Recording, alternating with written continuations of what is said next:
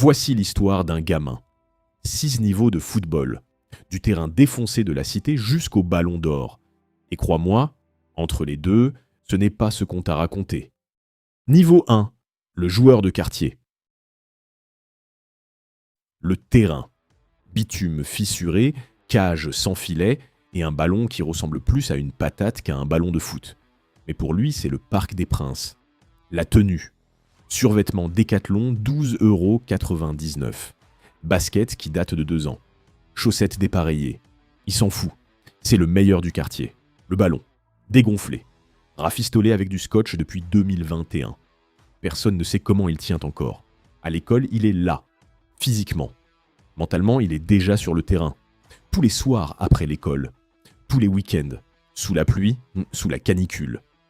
Pendant que les autres regardent Netflix, lui, il bosse. Il rentre crevé. Genoux en sang. Le sourire aux lèvres, il a marqué 4 buts aujourd'hui. Ses parents viennent le voir jouer.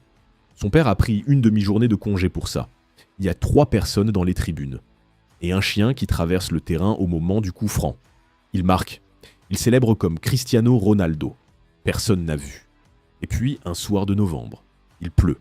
Il fait froid. Un homme en imperméable beige observe depuis le bord du terrain. Il ne sait pas encore qui c'est, mais quelque chose lui dit de tout donner ce soir. Après le match, l'homme s'approche. Centre de formation. Essai la semaine prochaine. Il est pris. Sa vie ne sera plus jamais la même. Niveau interminé. Notre personnage vient de quitter le bitume du quartier, mais le chemin est encore long. Bienvenue au centre de formation. Chambre pour 8, lit superposé du bas, voisin qui ronfle. Le rêve. Le maillot du centre. Numéro 47. Personne ne sait pourquoi il y a un numéro 47 dans une équipe de 20. Réveil 6h, entraînement 6h30. Petit déjeuner si t'as le temps. Le coach crie. Tout le temps. Sur tout le monde. Même quand c'est bien, il crie. Surtout quand c'est bien. Entre 2 entraînements, il y a les cours. Théoriquement. La cantine. Pâtes, poulet, pâtes, poulet. Le jeudi, c'est pâtes au poulet pour changer. Ses parents viennent le voir jouer le week-end. Sa mère pleure à chaque match. De fierté, dit-elle. Son père a contracté un crédit pour payer les frais du centre. 12 000 € par an. Logement, encadrement, formation. Son père signe. La main tremble légèrement. Le soir, il appelle ses parents. « Ça va bien, t'inquiète pas. » Il ment. À 17 ans, le match de sélection régionale. Des recruteurs de clubs professionnels dans les tribunes. C'est maintenant ou jamais. Il marque. But décisif. 89e minute. Pour la première fois de sa vie, il pleure sur un terrain. Après le match, un homme en costume s'approche. Large sourire, poignée de main ferme. On va faire de grandes choses ensemble. Premier agent, premier mensonge. Niveau 2 terminé. Le centre de formation, c'est derrière lui. Maintenant, les choses sérieuses commencent. Il signe son premier contrat pro. Ligue 2. Une ville dont il n'avait jamais entendu le nom. Le stade. 4000 places. Ce soir, ils sont 1800, dont 200 qui sont là parce qu'il n'y avait rien d'autre à faire un mardi soir. L'appartement fourni par le club. Meublé. Vue sur parking. Chauffage qui marche 1 fois sur 2, inclus dans le contrat. Heureusement. Le salaire. 1800 € net par mois. Footballeur professionnel. Ouais. Entraînement. Novembre. Il neige. Le terrain est à moitié gelé. Le coach dit que c'est bon pour le mental. Après l'entraînement, il fait ses courses. Footballeur professionnel au rayon promotion du Lidl. Le match du samedi. 5 fautes en 21 minutes. L'arbitre commence à le connaître par son prénom. Ses amis du quartier fêtent un événement ce soir. Il est dans son appartement à 300 km. Il regarde le match de Ligue 1 à la télé. Comme tout le monde. Sur les réseaux sociaux, les supporters locaux donnent leur avis. Nul. Retourne en Ligue amateur. C'est qui lui ? Il lit tout. Il répond à personne. Il note tout. Et puis ce match, son meilleur match de la saison. 2 buts, une passe décisive, les 1800 spectateurs debout. Même les 200 qui étaient là par hasard. Le lendemain, son agent l'appelle. « J'ai un club de Ligue 1 qui veut te voir. » Il raccroche. Il regarde le plafond. Il sourit. Niveau 3 terminé. La Ligue 2 c'est fini. La Ligue 1 l'attend. Et avec elle, tout change.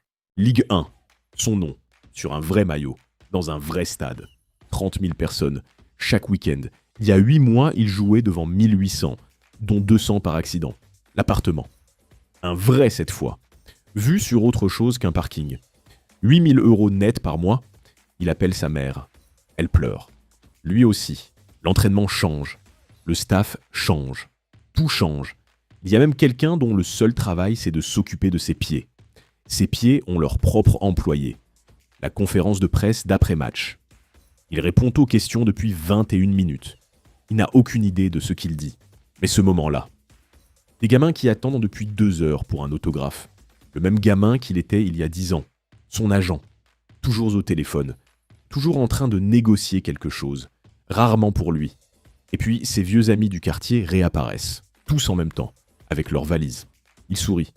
Il connaît ce sourire. C'est le sourire de quelqu'un qui comprend. Saison 2. Il explose. Se bute.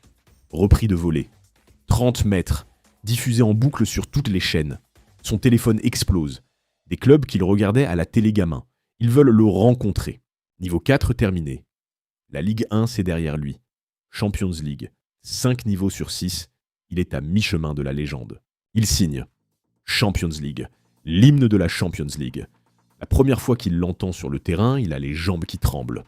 Il ne le dira jamais publiquement. La villa. La piscine. La voiture qui coûte plus cher que la maison de ses parents. Il achète la maison de ses parents aussi. À l'entraînement, il joue avec des gens qu'il avait en poster dans sa chambre. Il essaie de ne pas le montrer. Il le montre quand même. La conférence de presse. 200 journalistes. 15 langues différentes. Il répond en français. Ils retranscrivent en japonais. Sa vie est bizarre. Il voyage tellement qu'il ne sait plus dans quel pays il se réveille. Lundi, Madrid.